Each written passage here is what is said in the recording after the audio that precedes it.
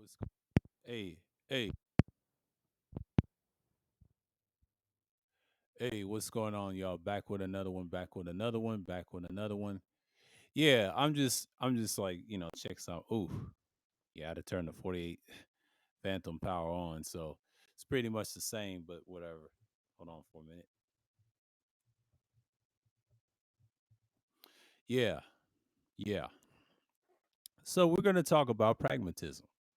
Pragmatism is one of the things I talked about. I think it was what we came on about last week. Was it pragmatism? Yeah, it was last week. It was last week. Did very well. But shouts out, it didn't get that many views, but this is part two of pragmatism. So let's go on we over here. So let's go over here in pragmatism. Yes, just like it says, it is attitude or policy, or in terms of success, it's very practical application, pragmatic, you know, approach in life. Sometimes, you got your pragmatist philosophers and things like that nature. So it's like you just have one of many dudes like I'm just gonna study a little bit, just put it out there, just put it out there, like philosophy standard, and we're gonna get into it. I'm just gonna pull this up front. Let me see something real quick.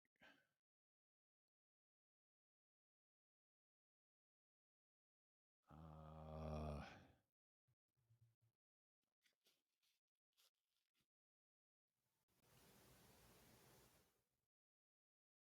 yeah, I'm just gonna see it for real quick. Let me see something real quick. Conservative.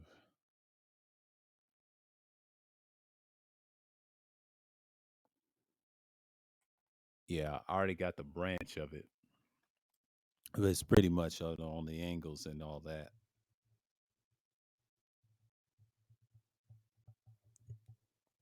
Yeah, I'm going hyper with y'all. Yeah, pragmatism, like I said, 19th century, I said it on last week, in which is considered the practical consequence and real effects and vital components of both meaning and truth. At its simplest, something that is true is only insofar if it works. However, pragmatism is not a single philosophy, but is more style or a way of doing philosophy. In general terms, pragmatism asserts that any theory that proves itself more successful in predicting and controlling our world than its rivals can be considered to be nearer the truth. It argues the meaning of any concepts can be equated with the conceivable, operational, or practical consequences of whatever the concept portrays, like positivism, and it asserts a scientific method in general best suited to theoretical inquiry, although pragmatism also accepts that the settlement of a doubt and can also be achieved by the tenacity of persistence and authority of source, ready-made beliefs, or other methods. For details, and see the sections of doctrine of pragmatism. Like I said last week, this is part two of it. I'm just gonna do this. And yes, William James, John Dewey, and Piercy and all these other guys in the 1870s and all that. This is like, very practical neoclassical pragmatism, inherits most tenets of the classical pragmatists. So what we're gonna do here is we're gonna try neo. We're gonna try neo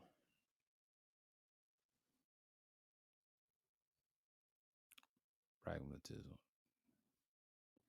Neo classical pragmatism.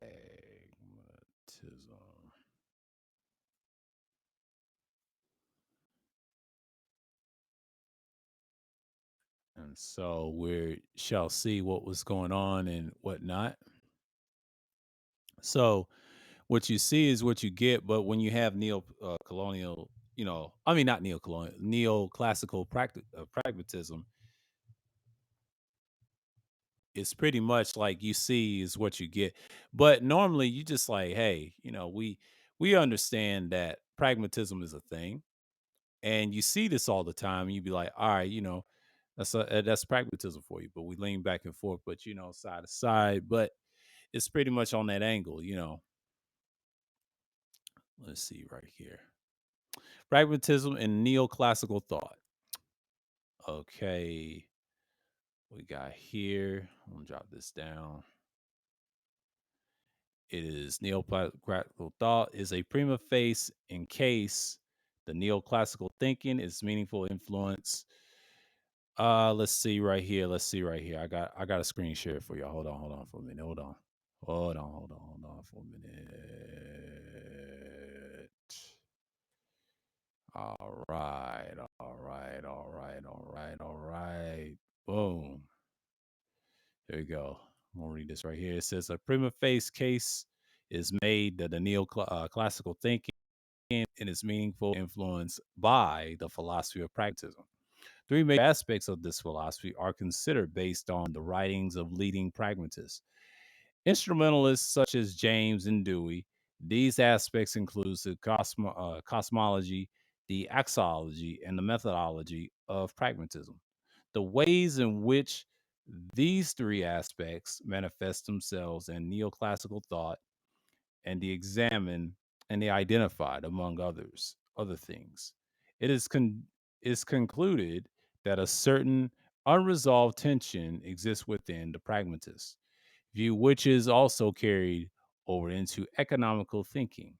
But the tensions at least partly occurs for the existence of neo institutionalism neo institutionalists who likewise claim to be pragmatists, but influence in their work, but who are a critical of the neoclassical thought. But the article concludes by pointing out some problems in its philosophy. That's what it has. And the citation it says Andy RE 1990. So it's pretty much, we're just gonna find another one. So it's pretty much like you see it towards neoclassical pragmatism by Susan Hayek, papers.com. We'll see what she's talking about. Pluralistic. Yeah, we're gonna say the pluralistic universal law towards a neoclassical legal pragmatism. Okay. Pages 44 pages. Of course, it says abstract. After the belief of after a brief sketch of history of philosophical pragmatism, generally and legal pragmatism, specifically section 1, the paper develops new classical legal pragmatism theory of law drawing and apart on the homes, but the ideas of the classical pragmatist tradition and philosophy. Main themes are the pluralistic universe of law. Section 2, the evolution of legal systems. Sections, the places of logic in the law. But the section 4 and the relations of the law, morality, sections 5. Mm-hmm. Hayek's and choices. Not pretty much here. So, yeah, they go by the basic classical ways of thinking. On the classical or neoclassical, just your yeah, it's a long read. That's pretty much yeah. We ain't gonna get that. 3, postmodernism, neo-pragmatism, and the 3 classical of pragmatism. They would say 3 classical pragmatism, and they call it postmodernism and post-pragmatism. I mean post-neo-pragmatism. Okay, they says 3. They said 3 classical. To my philosophies, probably these 2. That's what they meant. Classical, 3 classical pragmatism and postmodernism and neo-pragmatism. Okay, this says 3. For those who are interested in come grips, let's see right here. Yeah. For those who are interested in coming in the grips with the problems and prospects of our increasingly technological culture, classical pragmatism appears to offer significant advantages over some currently popular versions of neo pragmatism. Whereas the experimentalist versions of pragmatism advances by Dewey honored the distinct roles that the arts of the techno science can play in. For example, social reconstruction, the neo pragmatism of Rotary, tends to alienate the between blurring that distinction on the one hand and depicting the technoscience as just one more of the literary arts, and the other, moreover, whereas Dewey's version of pragmatism emphasizes the objectivity of results achieved. It would say achieve. Hold on. Let me scroll down here. Results achieved that through application of what he has termed, uh, if yeah, his term. He applies. I want to read that from the top. Emphasis objectivity results achieved through application of what is deemed denotive, denotive method. Yeah, denotive method. He termed the denotive method. Some versions of pragmatism insists of relativism of personal cultural preference. They thus attempt to displace classical pragmatism's thick program of active experimental analysis and reconstruction within thinner projects that presents and hoping and coping as the best available outcome for progress. Classical pragmatism, postmodernism, and neo-pragmatism 49. There are a number of important differences between Dewey's classical versions of pragmatism, which he one various occasions termed instrumentalism. Yeah, I talked about that a little bit in certain streams and things like that, and experimentalism. That's his two things, right? And do more recent versions of pragmatism collectively known as neo-pragmatism. Among those who identify themselves and been identified with this recent version of pragmatism are what might be the term legal pragmatists, such as Richard Posner, literary pragmatists such as Stanley Fish, and others as well within within the field of philosophy. However, neo-pragmatism has received its most eloquent expression in the work of Richard Rorty. It is by now clear that Rotary exerted enormous influence on late 20th and early 21st century philosophy, but two facts about his work stand out in high relief.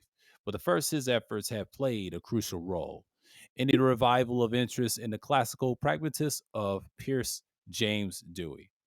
George Herbert Mead in Rotary 1979, presidential address in the Eastern Division of the American Philosophical Association, to which he gave the title Pragmatist, Relativism, and uh, Irrationalism. Yeah, irrationalism was the time to perceive as a dramatic intervention into the ordinary business of mainstream Anglo American philosophy. But today it can be only viewed as watershed event, or better drudging operation that cleared away obstructions that had prevented mainstream philosophy from addressing what Dewey would today probably call the problems of men and women.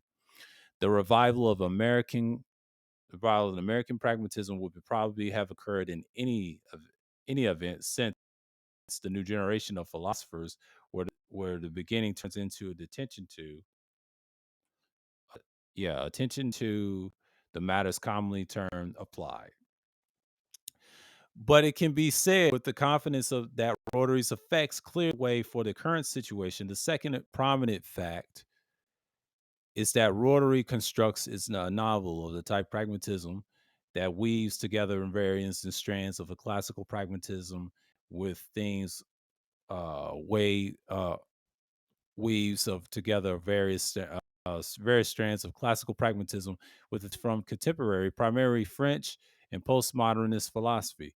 Rory has not been shy about acknowledging this situation.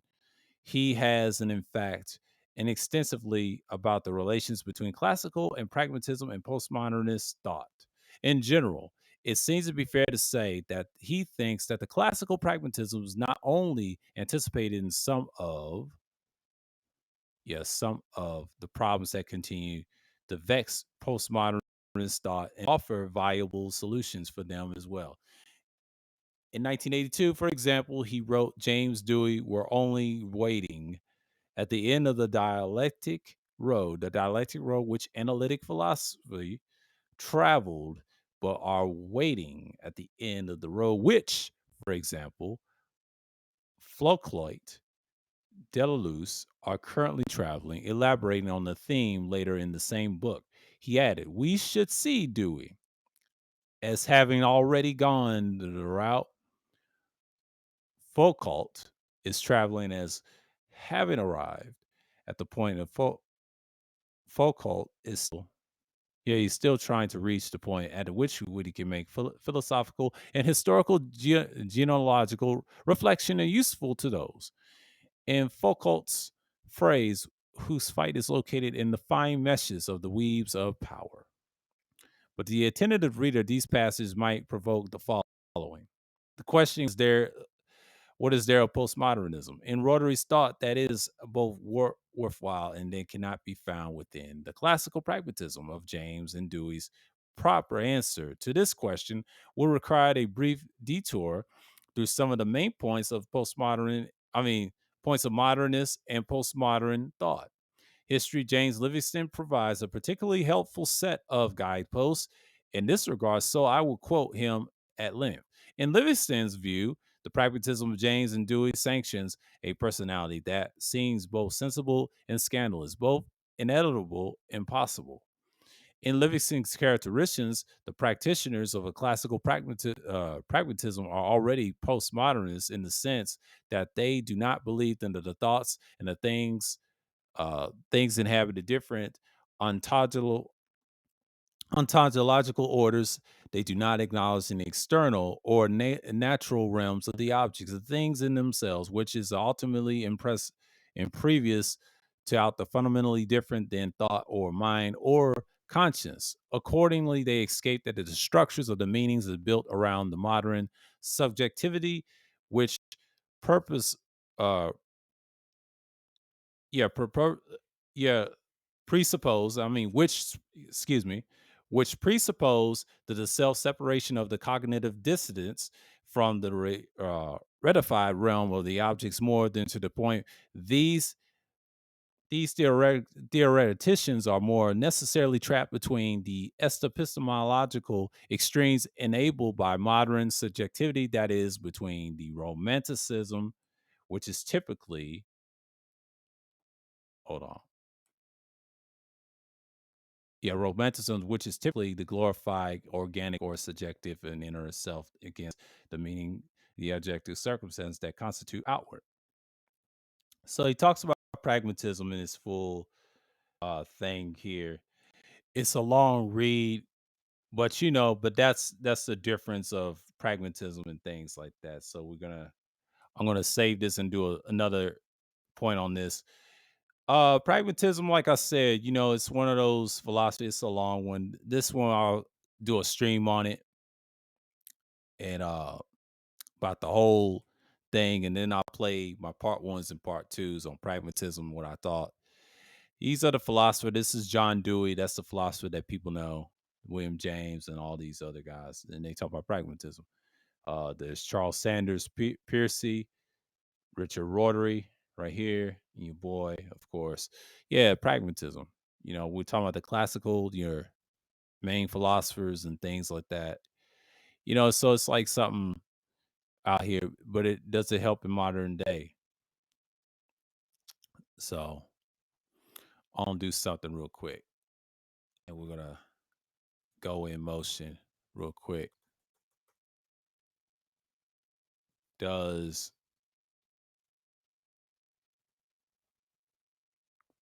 pragmatism work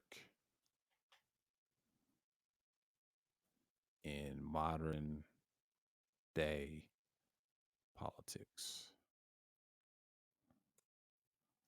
See what we can get out of here, so modern day politics and things like that nature. So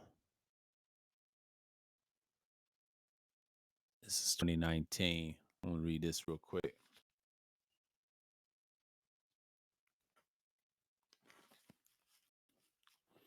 American politics could use a healthy dose of pragmatism. Uh oh.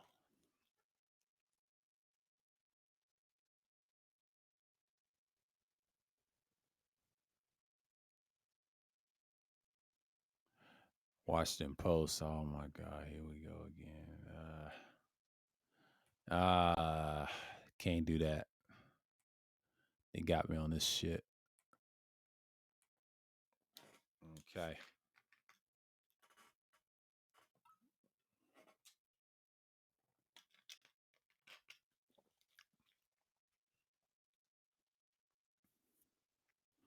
Where does billionaires invest their high inflation?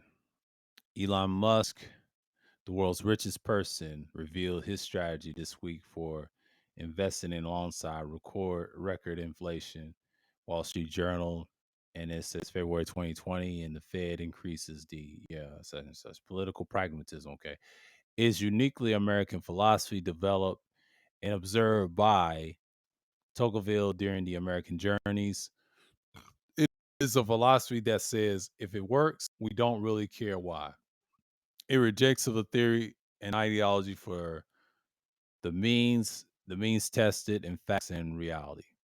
Constitution is a clear example of the political pragmatism in action. That's what people think. That's their beliefs and things like that. But but realize it's pragmatic thought, and they use the Constitution. That's what people lean towards the right normally, or in the middle, or pragmatists a little bit. Yeah, it's like pluralistic and things like that in politics. I'm gonna touch on this real soon, but but that's enough for now. Because basically I'm just giving you what it was. So we basically touched on neoclassical pragmatism and then talk about the history of the philosophies. Yes, Sidney Hook, 1902, 1989. I mean, Susan Hayek, 1945. We talked about that person, Susan. Then the neo-pragmatism, yes, we mentioned that in that long read. We'll do a series of pragmatism, and then I'll bring this out and things like that nature. So that's all I got. But normally I don't do these often. This is part two of it. But yeah, pragmatism is a well defined philosophy and things like that. So people get caught up in it and then they just stuck with it and just like that's their nature of it. You know what I'm saying? But when you're pragmatic in your thoughts, people get caught up on things and they just really tend to flow with it. You know what I'm saying? But normally I just look at it for what it is. Some things have to happen to order to get it garnered and fixed, right? But you got to understand something. A lot of times people get caught up and just basically see it for what it is. I don't understand why people get caught up on it, you know? And I understand that things are the way they are.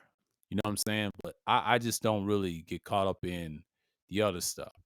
You know what I'm saying? But I really understand why people do the pragmatic things and things that nature. But when people get caught up, they just be like, all right, we're here to stay and things like that nature. And that's just what it is. So yes, people are pragmatic and that's just how we get caught up on. And that's the whole point. But yeah, there's a lot of pragmatic people in politics, but we'll touch on it in a future stream. Like we talk about reality of pragmatic behavior in modern day politics, current events, and we'll talk about it. We'll talk about it. I'll do a stream on it. It's not a Wednesday stream, but it will be a stream on it. I may do it on the Independent Thinker series. I'll say pragmatic edition. We'll talk about that and then we expand on it in conversation and I'll do something with it. I'll do something with it and just come up with it. Is anybody being pragmatic in relationships, pragmatism in that? Does it affect everything? You know what I'm saying? That's why these topics need to be about doing things. But you got these women that enable stuff to these so-called black men and these males out here. But we'll talk about that. So with that, I want to say peace, shalom to everybody. That's all I got. Pragmatism part two. Once again, sign it off, and I'm out.